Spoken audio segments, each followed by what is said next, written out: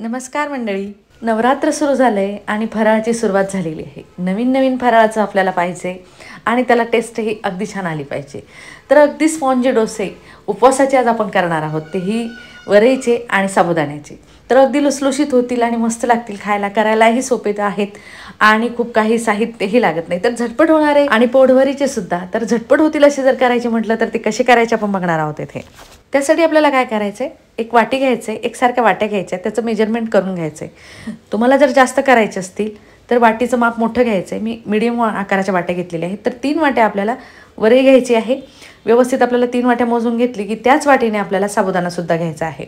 तर त्याच वाटीने म्हणजे आपलं जे वाटीने प्रमाण घेतलं तर त्याच वाटीने 3 वाटी वरई आणि 1 वाटी साबुदाणा घ्यायचा. व्यवस्थित 4 ते 5 पाण्याने धुवून घ्यायचा आणि भिजत घालायचा आहे 4 ते 5 तास. 4 ते 5 तास भिजत घालायचं आहे. तर आपल्याला काय करायचं आहे, भिजून झाल्यानंतर याच्यावरती झाकण ठेवून द्यायचे भिजण्यासाठी.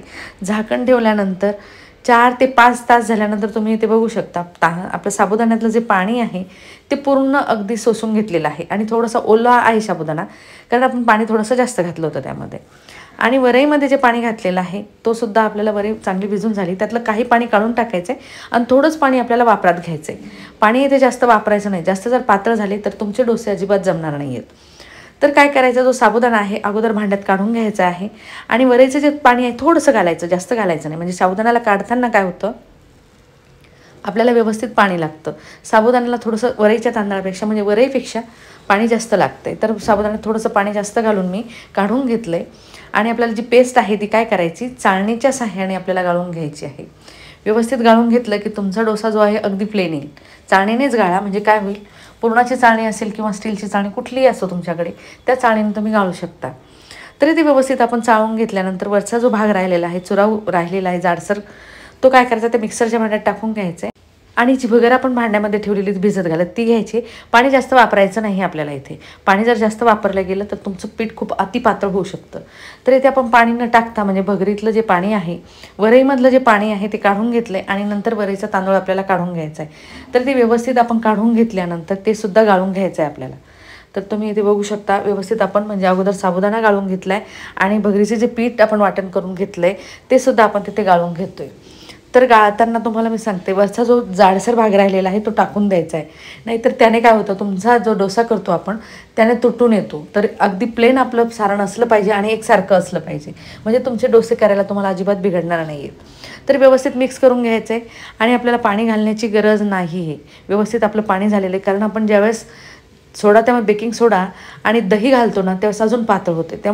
तर इथे मी अर्धी वाटी दही घेतले, त्याच वाटीने अर्धी वाटी दही घेतलं आहे. ते दही थोडंसं पातळ करून घेतलं आणि ते सुद्धा आपल्याला मिक्स करून घ्यायचं आहे.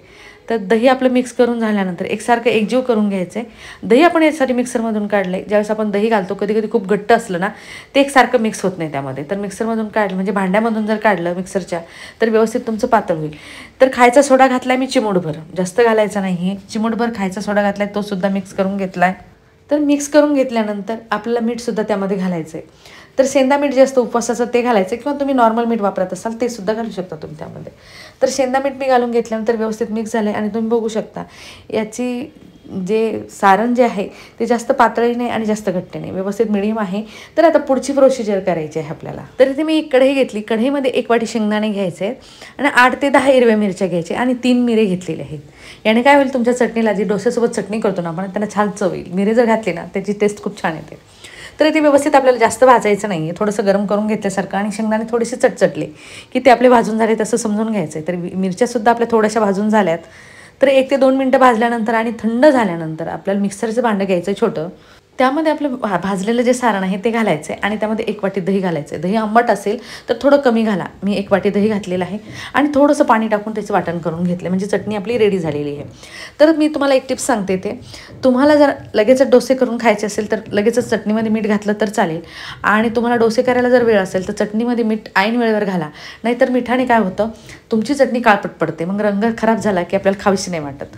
तर इथे मी मीठ घालून घेतलं आहे चटणीमध्ये चवीनुसार. शेंदा मीठच घातलं आहे आणि आपलं सारण जे आहे ते व्यवस्थित रेडी झालं आहे. तर आपलं डोस्याचं जे सारण आहे जास्त पातळही नाही आणि जास्त घट्टही नाही. तर व्यवस्थित आपलं रेडी झालं आहे आणि 5 ते 10 मिनटं ते भिजूनसुद्धा झालं चटणी करेपर्यंत. तर इथे मी तवा घेतला आहे. तव्याला तेल लावून घेतल्यानंतर आपल्याला याच्यावरती डोसे करायचे आहे. तुमच्याकडे जर हा तवा नसेल, साध्या तव्यावर जरी करायचं म्हटलं तरी तुम्हाला ते करता येतील. पहिल्या डोस्याचं सारण साध्या तव्यावरती टाकून घ्यायचं आहे, थोडासा तुटल्या जाईल तो, आणि नंतर त्याच तव्याला परत तेल लावायचं आणि कपड्याने पुसून घ्यायचं आहे आणि तुम्हाला डोसे करता येईल. असं काही नाही की नॉनस्टिकच्याच तव्यावरती डोसे होतील असं काही नाही, तुम्ही साध्या तव्यावरती सुद्धा करू शकता. तर माझा नेहमीचा पोळीचा तवा आहे, त्याच तव्यावरती मी केलेला आहे, तर अगदी व्यवस्थित सुद्धा झाले. तेवढा काही नॉनस्टिक नाही आहे तो, तर करायलाही सोपे जातील. म्हणजे कुठल्या तव्यावरही करता येईल तुम्हाला, अशा पद्धतीने करायचं. फक्त पहिला डोसा जो आहे तुमचा मोडू शकतो, नाहीतर तुम्ही काय म्हणाला अरे मला जमलं नाही असं नाही समजायचं. तुमचा डोसा जमेलच, पहिला जमणार नाही पण दुसरा डोसा नक्कीच जमेल. साध्या तव्यावर सुद्धा करून बघा, ट्राय केल्यानंतरच तुम्हाला कळेल की तुमचा डोसा जमला आहे की नाही जमला आहे. तर व्यवस्थित आपल्याला दोन्ही बाजूने भाजून घ्यायचं आहे. व्यवस्थित आपलं दोन्ही बाजूनं भाजून झालं की आपले डोसे अगदी तयार झालेले आहेत. तर झटपट होणारी रेसिपी आहे, खूप काही वेळही लागत नाही आणि साहित्य खरंच खूप कमी आहे. तर भिजत घातलं, संध्याकाळच्याला जरी भिजत घातलं, सकाळी जरी काढलं तरी तुमचे डोसे अगदी मस्त होतील. फक्त दही जे आहे तुमचं आंबट जर असेल तर थोडं कमी घाला, आणि जास्त गोड असेल तर वाटीभर घाला. म्हणजे आपण 1 वाटी घातलेलंच आहे ऑलरेडी. तर ती वाटी तुम्हाला प्रमाणसुद्धा व्यवस्थित मी सांगितलेलं आहे. तर 3 वाट्या आपल्याला वरईचा तांदूळ घ्यायचा आहे, म्हणजे वरई घ्यायची आहे, आणि 1 वाटी साबुदाणा घ्यायचा आहे. तर तुमचं हे प्रमाण जर व्यवस्थित असलं तर डोसे कोणालाही जमतील. अशा प्रकारचे डोसे आहेत, अगदी लुसलुशीत आलेले आहेत, तर करायलाही सोपे आहे. तर तुम्हाला ही रेसिपी कशी वाटली हे मला कमेंटमध्ये नक्की कळवा. तुम्हाला जर ही माझी रेसिपी आवडली असेल आणि तुम्ही माझ्या चॅनलवर नवीन असाल तर माझ्या चॅनलला सबस्क्राईब, लाईक, शेअर, कमेंट करायला विसरू नका. तर चला भेटूया अशाच नवीन नवीन आणि सोप्या सोप्या फराळांसोबत. तोपर्यंत बाय.